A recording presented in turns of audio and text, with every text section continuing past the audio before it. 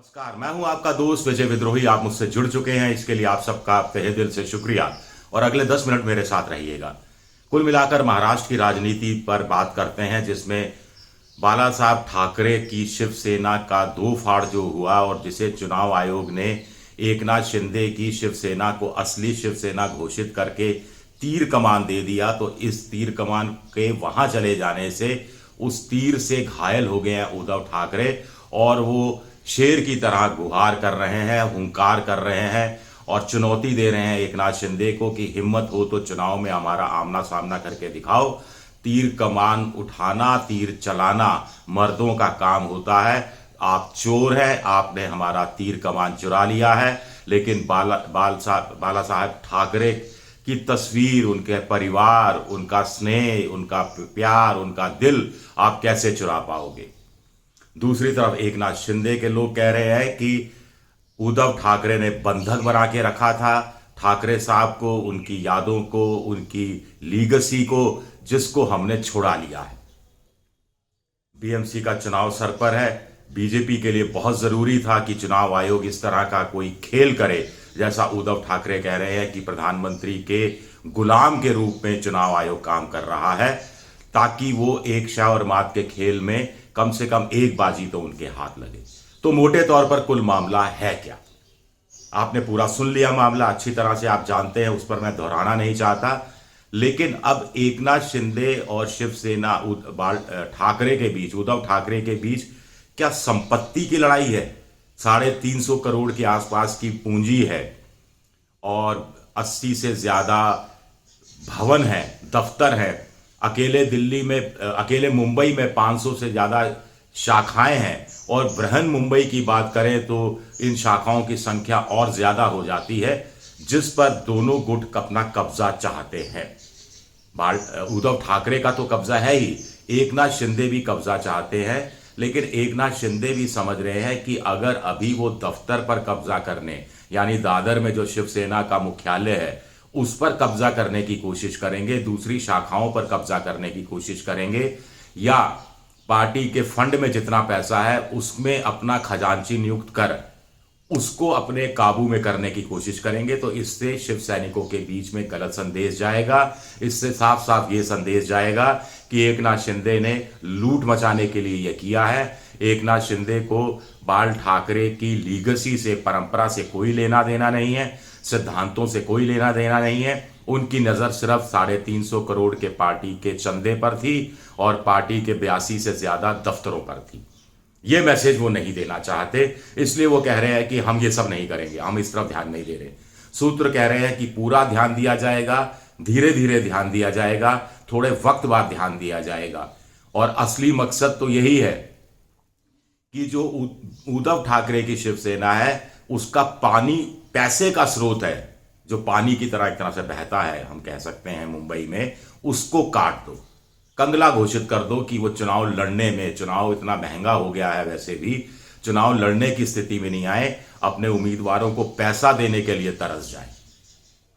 ये खेल हो सकता है एक, जैसा नोटबंदी की गई थी, सिर्फ इसलिए की गई थी, कुछ लोग कहते हैं कि मायावती और दूसरी जो रीजनल पार्टी हैं, इनके जो आर्थिक स्रोत हैं इनको पूरी तरह से सुखा दो, कंगाल कर दो।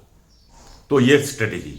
अब दूसरा ये कि आप कहेंगे कि एकनाथ शिंदे को जब चुनाव चिन्ह मिल गया, पार्टी असली शिवसेना वो हो गए, और ऐसे में स्वाभाविक तौर पर कुल मिलाकर दफ्तरों पर भी कब्जा, खजाने पर भी कब्जा कर ही लेना चाहिए भाई।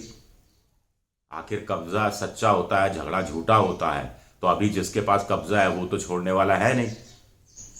तो लेकिन ऐसा क्यों नहीं हो रहा, इसका एक दूसरा कारण है। पहला कारण बता दिया कि इससे छवि खराब होगी, इससे जनता के बीच जाएगा कि वाकई में चोर है, जैसा कि उद्धव ठाकरे बात कर रहे हैं। तब ये जाएगा एकनाथ शिंदे सिर्फ तीर कमान चोर नहीं है, संपत्ति के चोरी में भी है, उस चंदे की चोरी में लगे हुए हैं जो चंदा बाल ठाकरे के नाम पर इकट्ठा हुआ था, जो दफ्तर बाल ठाकरे के नाम पर बनाए गए थे। अभी भी बहुत सारे लोग हैं जो एकनाथ शिंदे या उद्धव ठाकरे के नाम पर शिवसेना को चंदा नहीं देते, बाल ठाकरे के नाम पर, उनकी याद के नाम पर चंदा देते हैं। दूसरी वजह सुप्रीम कोर्ट। सुप्रीम कोर्ट में मामला चल रहा है। सुप्रीम कोर्ट ने थोड़ा सा झटका दिया है एकनाथ शिंदे बीजेपी को, ये कहकर कि जो नाबिया वाला जो केस था, राबिया वाला, वो जो अरुणाचल प्रदेश के स्पीकर थे, 2016 का केस है जिसमें उनके खिलाफ कुछ विधायकों ने अविश्वास प्रस्ताव पेश कर रखा था और स्पीकर साहब ने उन विधायकों को डिस्क्वालीफाई दल बदल कानून के तहत कर दिया गया था।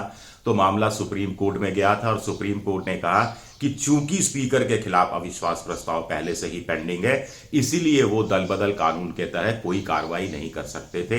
इसको आधार एकनाथ शिंदे बना रहे थे, लेकिन सुप्रीम कोर्ट ने कहा कि हम अलग से इस मामले को नहीं सुनेंगे, यानी 7 जजों की बेंच को दिया जाए या नहीं दिया जाए वो हम अलग फैसला करेंगे बाद में, लेकिन समग्रता में लेंगे कि आखिर जो पॉलिटिकल फॉलआउट हुआ महाराष्ट्र में, जिस ढंग से शिवसेना में भगदड़ मची, जिस ढंग से 40 विधायक अलग हुए, जिस ढंग से बीजेपी के साथ मिलकर सरकार बनाई गई, जो इसके पीछे जो पर्दे के पीछे जो राजनीति हुई, सब कुछ हुआ, इसको हम समग्र रूप से सुनेंगे, अलग से नहीं सुनेंगे।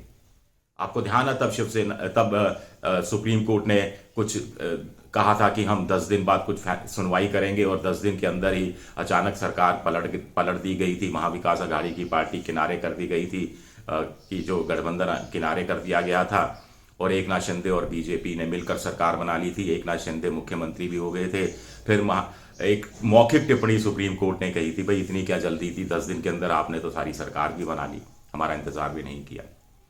तो अब क्या एकनाथ शिंदे को यह डर है कि अगर उनके 16 विधायक डिस्क्वालीफाई हो जाते और असली शिवसेना भी उनके कब्जे में नहीं आती, तो पार्टी में भगदड़ मच जाती, बचे कुछ विधायक भी उद्धव ठाकरे के पास भाग जाते।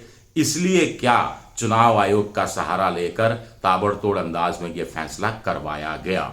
आमतौर पर होता क्या है कि जैसे दोनों जब डिस्प्यूट होता है तो सिंबल फ्रीज कर दिया जाता है और लंबे समय तक सिंबल फ्रीज रहता है और लंबे समय तक मामला चलता है।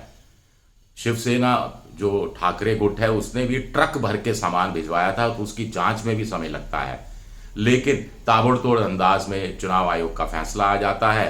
तो इससे कम अब क्या होगा, अब अगर सुप्रीम कोर्ट ने उन 16 विधायकों को डिस्क्वालीफाई करने के डिप्टी स्पीकर के फैसले को ठीक मान लिया तो भी सरकार नहीं गिरेगी। देखिए 288 मेंबर्स हैं, आज की तारीख में 145 चाहिए, इनके पास है 105 बीजेपी के पास हैं, 40 इनके पास हैं, एकनाथ शिंदे के हैं 40-42 और 5-6 और हैं इनके साथ। अब 16 अगर डिस्क्वालीफाई हो गए तो 288 की जगह 272 रह जाएगा, तब 136 के आसपास चाहिए होंगे और इतने हैं इनके पास, 105 हैं, 24 105 बीजेपी के हैं, 105 106 24 25 26 इनके पास हैं, एकनाथ शिंदे के पास ऊपर नीचे होता रहता है क्योंकि कौन कहाँ है ये कुछ मोटे तौर पर तय नहीं हो पाता। तो और बाकी 6-7 और कुछ हैं इनके पास और एक आध कुछ और भी आ जाएंगे तो सरकार बच जाएगी। लेकिन सबसे बड़ी बात है कि अब 16 लोग डिस्क्वालीफाई हो गए भी तो बाकी के जो शिव सैनिक हैं उनमें विधायक हैं उनमें भगदड़ नहीं मचेगी, क्योंकि उनको मालूम है असली शिवसेना हमारे पास है, असली तीर कमान हमारे पास है, इसी तीर कमान के नाम पर हम चुनाव जीतते रहे हैं, इसी तीर कमान के आधार पर हम वोट मांगते रहे हैं, इसी तीर कमान के जो है वो पर्यायवाची बन गया है बाल ठाकरे का, तीर कमान पर ठाकरे का पर्यायवाची बना हुआ है। हालांकि उद्धव ठाकरे कह रहे हैं कि हम मशाल जो नया चुनाव चिन्ह है उनके पास, जो शायद अब बदल भी जाए हो सकता है, उस मशाल से हम तीर कमान को खत्म कर देंगे। लेकिन बड़ा मुश्किल हो जाएगा, आप जिस तीर कमान के नाम पर चुनाव लड़ते रहे, वोट मांगते रहे, अब उस तीर कमान का आपको विरोध करना पड़ेगा, एकनाथ शिंदे को पूरा तरह से निशाने पर लेना पड़ेगा। तो अपने आप में स्थितियां बड़ी पेचीदा हो रही हैं और ये शाय और मात का खेल पूरी तरह से चल रहा है। चुनाव आयोग से रिलीफ मिलती है तो सुप्रीम कोर्ट थोड़ी आफत पैदा कर देता है एकनाथ शिंदे बीजेपी गुट की नज़र में, उधर उद्धव ठाकरे गुट की नज़र में चुनाव आयोग से आफत मिलती है तो सुप्रीम कोर्ट समग्रता में पूरे मुकदमे की सुनवाई करने के लिए राजी होकर थोड़ी सी राहत उद्धव ठाकरे गुट को देता है। तो अंत में राहत कैसे मिलेगी और आफत में कौन पड़ेगा, ये देखना अपने आप में दिलचस्प रहेगा। शुक्रिया मेरा ये वीडियो देखने के लिए। पसंद आए तो सब्सक्राइब कीजिए, शेयर कीजिए, लाइक कीजिए और घंटी जैसी आकृति बेल आइकन है इसे दबा दीजिए ताकि नया वीडियो आए तो आपको नोटिफिकेशन के जरिए इसकी जानकारी मिल जाए। @विद्रोही7 मेरा ट्विटर हैंडल है और विजय विद्रोही पेज फेसबुक पर मेरा पेज है, जिस पर भी आप मुझे फॉलो कर सकते हैं। अपने सुझाव दीजिएगा, आपके सुझाव का मुझे इंतजार रहता है। शुक्रिया, बहुत बहुत शुक्रिया।